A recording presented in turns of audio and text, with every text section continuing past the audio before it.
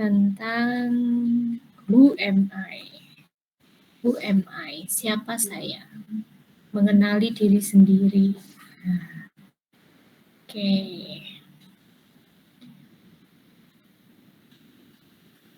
Nah, tapi sebelum ke materi ini, minggu kemarin tuh Ibu minta Anda untuk untuk membuat alat ukur ya. Sebelum UTS itu kan Ibu minta membuat alat ukur kesejahteraan mahasiswa, ya kan?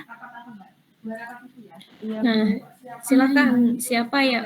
Udah pada ngumpulin toh? Sudah semua ya kan? Belum, Bu. Masa sih belum? Belum ada link pengumpulannya, Bu. Belum ada link pengumpulannya. Loh, kok enggak ada ya? Diskusikan lama kesehatan mental. Oh iya. Oh enggak. Oke. Tugas.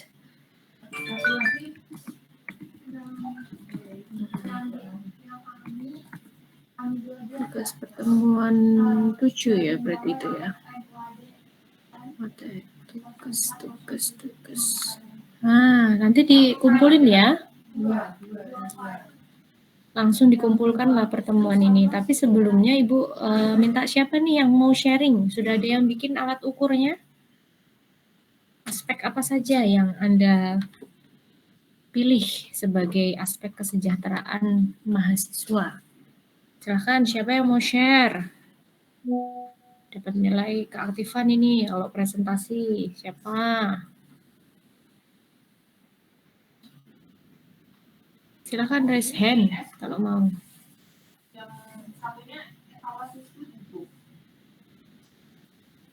Ada diem semua ini. Ya? Izin Mas ya, Bu. Mm-hmm. Nah, kan tugasnya kan disuruh buat ini kan, Bu, kayak Google Form gitu. Nanti kayak mereka ngisi apa yang gitu aspek-aspeknya itu nanti diisi, dipilih gitu kan, Bu. Nah, nanti itu hasilnya itu maksudnya dijabarkannya bagaimana ya, Bu? Hasilnya ini udah ada nih dari beberapa orang. Nah, nanti buat ngejabarin hasilnya itu masih bingung itu, Bu. Yang ini ya, jadi kalau kemarin itu tahap pertama, itu kan Anda diminta untuk mendiskusikan ya. Kan kemarin tuh ada, kita mempelajari tentang kesejahteraan mahasiswa, kesejahteraan ya, secara umum gitu, well-being, terus quality of life. Nah, Anda diminta untuk menentukan aspeknya dulu kan. Aspek-aspek kesejahteraan bagi mahasiswa itu apa saja. Nah, lalu buatlah itemnya. Sebenarnya sampai di situ ya, dan itu akan kita diskusikan dulu. Baru setelah itu, nanti Anda sebarkan ke teman-teman Anda. Gitu. Nanti kita lihat gitu ya, dari hasil itu tuh, sebagian besar mahasiswa itu tuh sudah sejahtera atau belum sih kondisinya gitu ya. Jadi lebih ke tingkat kesejahteraannya tinggi, ataukah sedang, ataukah rendah gitu dari skor yang didapat. Gitu Mas Abdurrahman. Itu Bu kan yang di atas penugasannya itu kan ada yang dari skor sekian sampai sekian sangat puas. Nah itu pakai patokannya pakai itu kan Bu? Kalau patokannya itu dibuat sendiri ya Mas ya, itu kan dari ada perhitungannya loh. Sudah ambil mata kuliah ini nggak, penyusunan alat ukur psikologi nggak? Belum Bu. Belum ya? Itu ada rumusnya sih itu. Ada cara menghitungnya. Coba nanti di buku PSP itu ya, penyusunan skala psikologi namanya. Nanti kalau itemnya jumlahnya berapa gitu ya, skor total berapa sampai skor total berapa, itu nanti masuk kategori apa. Nah itu coba di bukunya Pak Aswar, Syaifuddin Aswar itu. Yang penyusunan skala psikologi.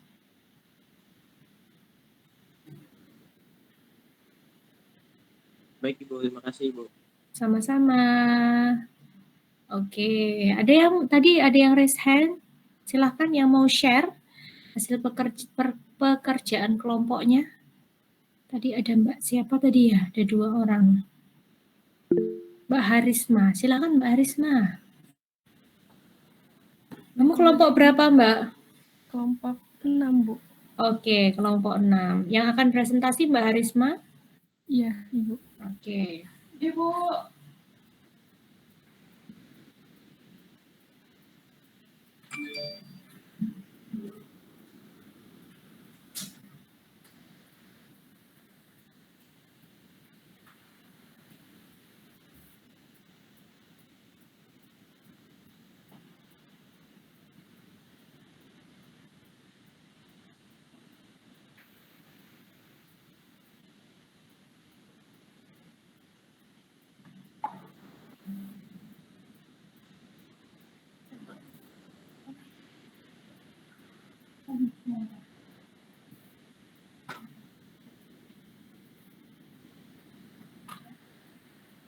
Maaf Ibu, apakah sudah terlihat, Bu? Sudah, tapi lebih baik kalau kan ya diperbesar aja ya. Baik, Ibu.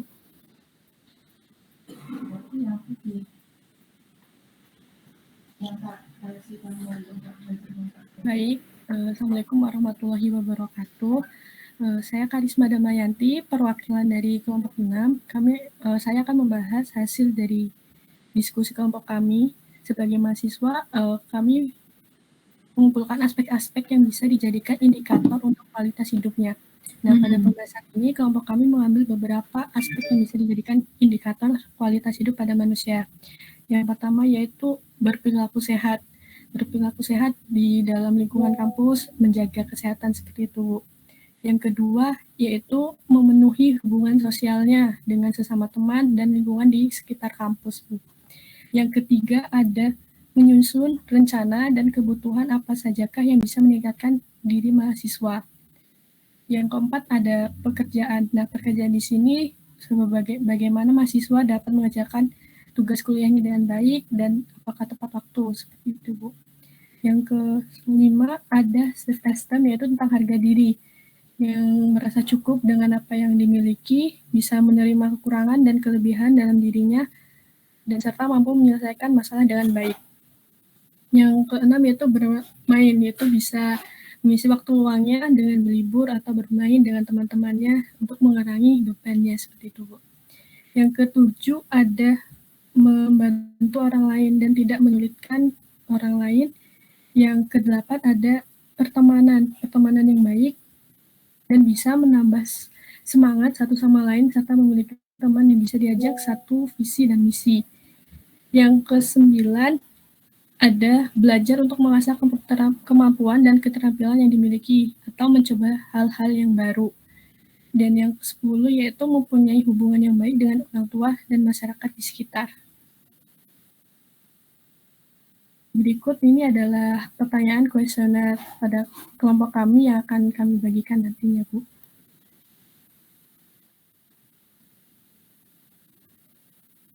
Ada 31 pertanyaan, yaitu tentang indikator yang di atas tadi yang sudah saya jelaskan. Seperti itu, Bu. Ya, terima kasih Mbak. Nanti jangan lupa WA ke Mbak Hana ya, gitu. Sampaikan kelompokmu dapat nilai keaktifan masing-masing 1. Nah, khusus untukmu itu 2 karena kami yang presentasi. Ya, terima kasih ya. Oke, good. Nah, Ibu ngecek aja Kak, Anda membuat tugasnya gimana. Kalaupun belum dapat mata kuliah PSP, ini untuk latihan aja ya, gitu. Setidaknya Anda tahu, kalian diskusi kira-kira untuk aspek kesejahteraan mahasiswa itu apa saja, gitu. Ya. Nah, selanjutnya kita masuk ke materi tadi ya, UMI. Nah, ini nanti Anda lebih banyak diskusi ya. Jadi, nah ini ada pertanyaan ini nih. Gitu. Menurut Anda nih, silahkan tulis di kolom chat. Apakah Anda itu sama seperti yang Anda pikirkan selama ini? Nah, menurutmu gimana nih? Apa tanggapanmu terhadap pertanyaan ini? Silahkan tulis di kolom chat.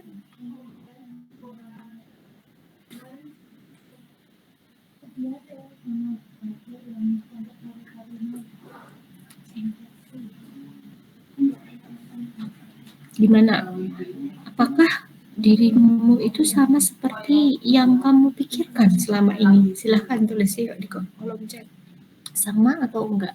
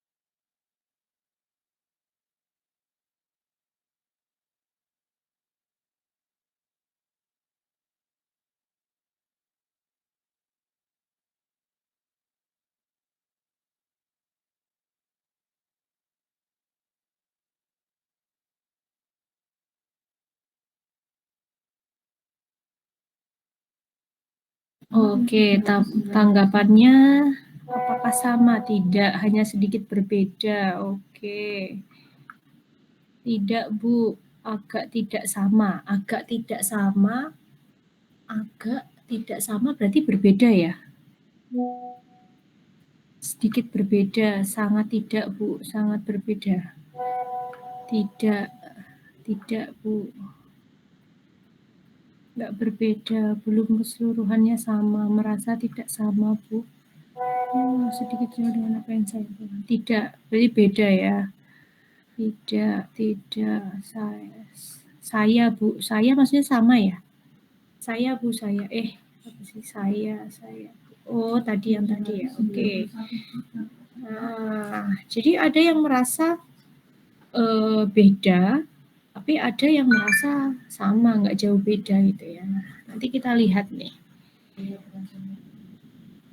Nah, untuk mengenali diri kita lebih dalam, ini ada satu metode yang bisa digunakan ya. Ada yang pernah lihat ini? Nah, ini dia. Ada yang pernah lihat ini nggak? Ini apa ya? Belum, Bu. Ini Johari Windows bukan, Bu? Betul. Mungkin ada yang sudah, ada yang belum. Tapi ini namanya Johari Window. Nah, Johari Window ini itu adalah suatu metode ya yang bisa kita gunakan untuk mengenali diri kita sendiri. Jadi di dalam Johari Window ini ada sebuah pertemuan antara daerah yang kita pribadi tahu dan yang orang lain tahu gitu. Nah, ini ada 4 bidang ini ya, A, B, C, and D. Kalau daerah E atau A ini adalah pertemuan di mana saya tahu dan orang lain tahu. Ada yang bisa kasih contoh? Dirimu tahu. Yang ada di dalam dirimu tentunya ya. Dan orang lain juga tahu gitu. Kira-kira apa? Ada yang bisa kasih contoh? Kamu tahu, kamu begitu, dan orang lain tahu, kamu memang begitu. Ada yang bisa kasih contoh? Nah, ini kayaknya totalnya. Berarti belum dibagi cuma mahasiswa ya? Berarti dibagi nggak?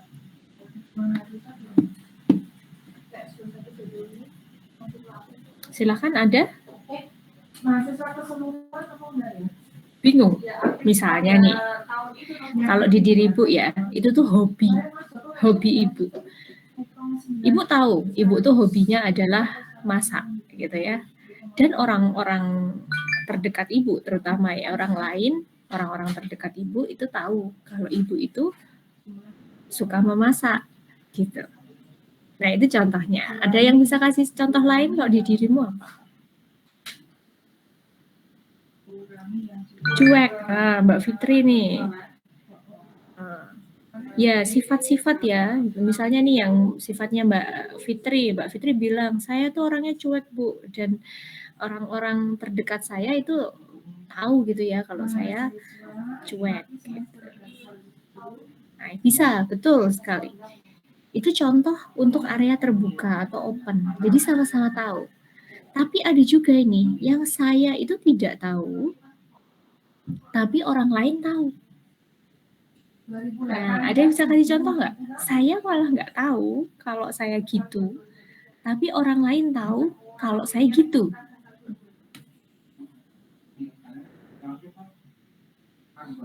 Apa contohnya?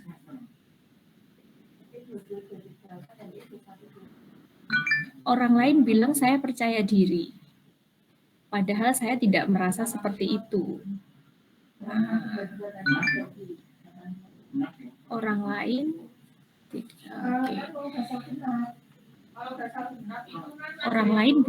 orang lain bilang saya itu percaya diri, padahal saya tidak seperti itu. Kalau ini kan sebenarnya sama-sama tahu ya. Orang lain orang lain taunya kamu pede, padahal sebenarnya nggak kayak gitu. Oh ya, bisa juga gitu ya. Sifat sombong mungkin ya, betul sekali. Kadang-kadang orang itu kalau sombong nggak kerasa kalau dia sombong. Ya, sifat buruk, ya rajin padahal enggak itu sebenarnya. Ya bisa. Betul. Oke. Terus misalnya ini, Ibu pernah punya klien ya. Ibu pernah cerita apa enggak ya?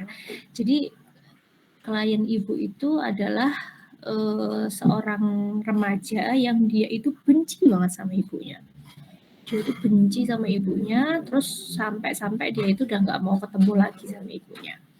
Suatu ketika remaja ini cerita gitu ke ibu, kalau ibunya itu sekarang itu kayak nyesel gitulah, dulu pernah ninggalin dia dan keluarganya sehingga pengen ketemu sama dia gitu. Selama ini dia itu selalu yakin bahwa dia itu sebenci itu gitu. Sampai suatu ketika di sesi konseling itu ibu bilang gini gitu, kamu memang benci ya dan kelihatan seperti itu memang.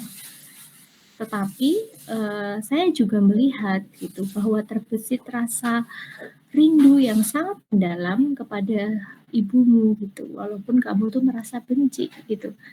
Nah, itu kayak gitu. Jadi misalnya ya orang itu dia nggak tahu ya kalau dia tuh sebenarnya juga rindu gitu. Tetapi orang lain dalam hal ini waktu itu ibu konteksnya psikolog itu ibu melihat itu gitu.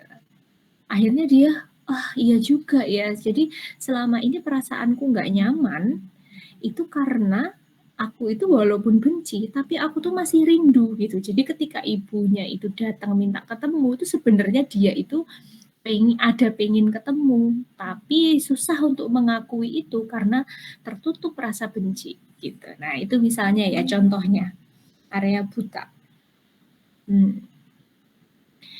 Tapi yang lain seperti yang Anda contohkan itu juga benar ya. Orang lain mengatakan rajin, padahal bagimu itu tidak. Gitu.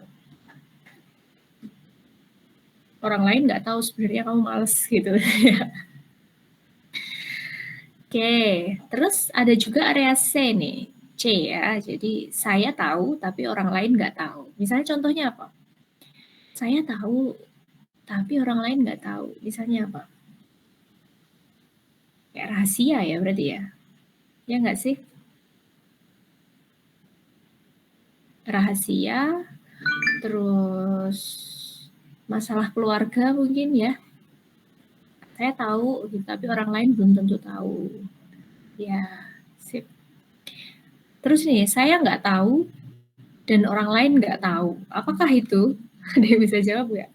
Saya nggak tahu, tapi orang lain juga nggak tahu. Itu apa itu?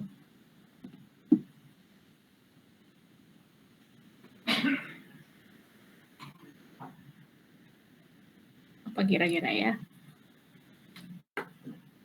Bingung nggak? Saya nggak tahu, tapi orang lain nggak tahu. Nah, itu unexplored area ya. Bingung gitu, Mbak Sabita bingung. Iya, memang. Itu adalah area yang membingungkan karena unexplored. Belum tereksplorasi ya. Sebenarnya itu yang kita pun tidak tahu, orang lain pun tidak tahu gitu. Nah, ini dalam kita melakukan upaya untuk mengenali diri lebih baik gitu, yang perlu kita lakukan itu apa sih gitu. Nah, yang perlu kita lakukan adalah memperluas ya. Memperluas area ini nih.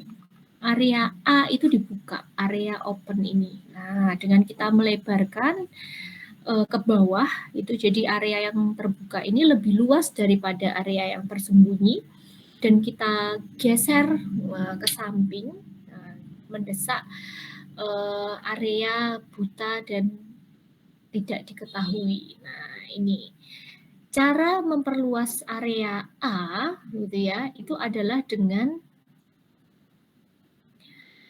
kita itu pertama melakukan self disclosure gitu ya.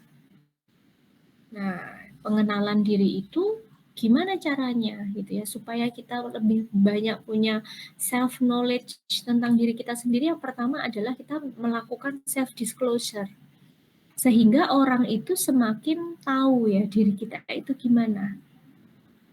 Nah, yang kedua itu kita rajin-rajinlah menerima umpan balik atau feedback begitu. Seperti yang Ibu lakukan pada sesi konseling tadi dengan klien Ibu ya. Klien Ibu karena mendapatkan feedback dari Ibu, oh dari ceritanya itu ya gampang benci, tapi sebenarnya tersirat rasa rindu yang sangat dalam kepada figur Ibu gitu. Dia kan yang tadinya nggak ngerti, jadi sih sadar, oh sebenarnya perasaannya sendiri gimana gitu.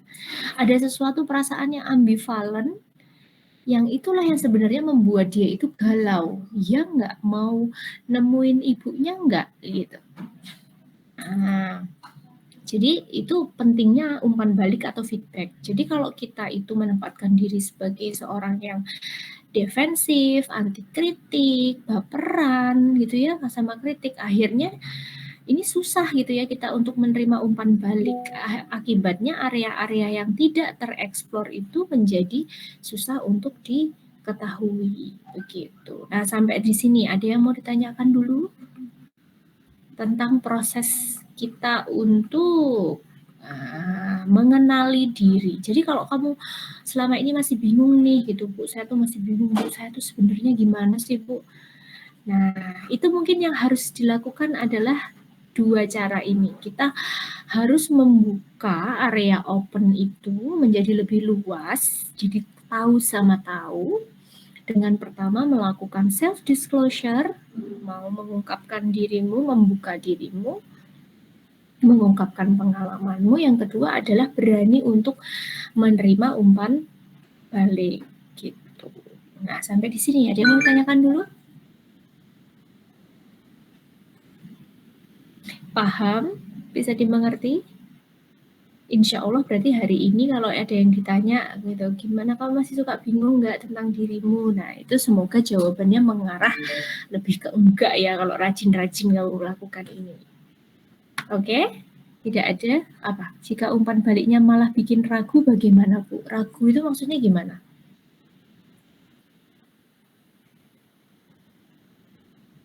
Gimana, Mbak, yang kamu maksudkan ragu? Coba deh, contohnya gimana?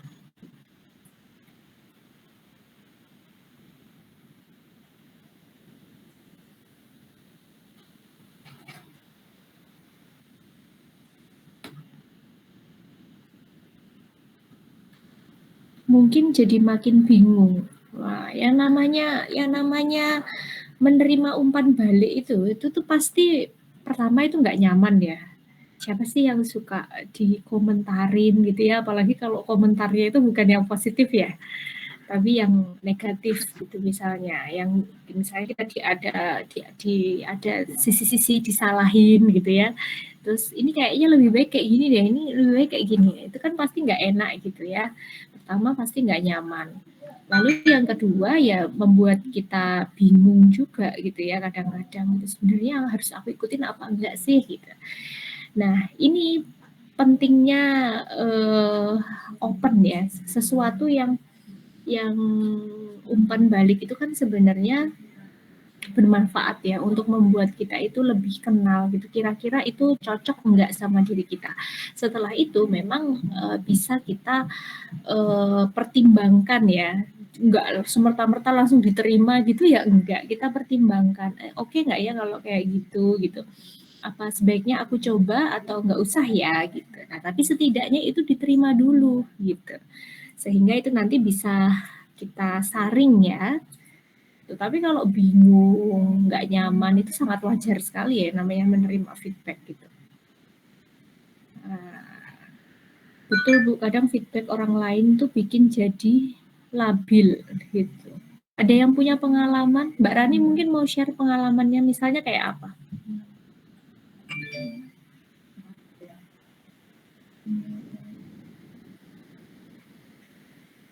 Bikin jadi labil ya.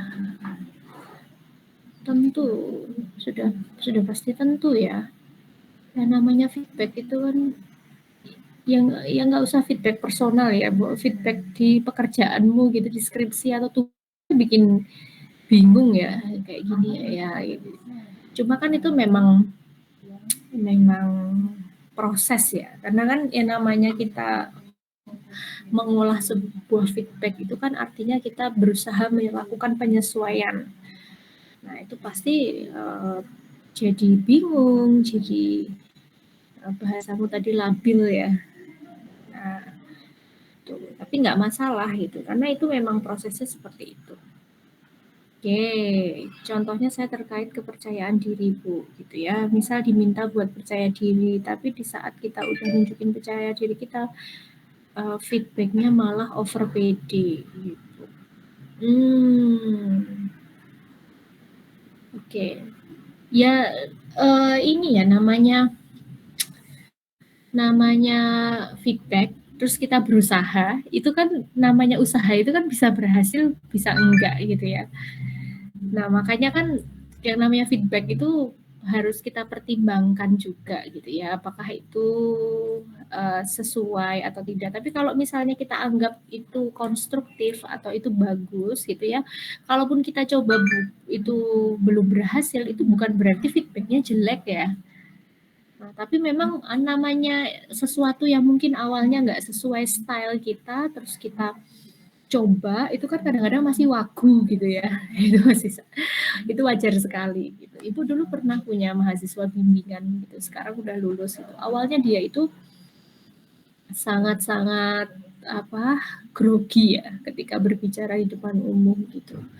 Nah, terus dia mencoba untuk lebih, kan Ibu bilang gitu waktu itu gitu. Ayo gitu belajar untuk lebih pede ngomong di depan umum, terus ini kamu bisa coba ini, bisa coba itu gitu kan ya. Nah, dia coba gitu. Dia coba. Awalnya Ibu kan kayak gitu, aneh gitu kan ya. Nganu masih over gitu. Nah, masih over gitu, tapi setelah itu kan dia mulai terbiasa, mulai lebih banyak latihan, lebih luas, akhirnya itu juga jadi bagus ya gitu. Nah, tapi ya semuanya itu butuh pembiasaan gitu. Friendly ya sama gitu ya, nanti tuh kelihatan ya feedback itu kan kalau memang bagus kita dengarkan dulu, tapi nanti kan itu masing-masing disesuaikan dengan situasi, kondisi, dan karakteristik kita masing-masing. Gitu sih. Nah, untuk selanjutnya kita ini nih.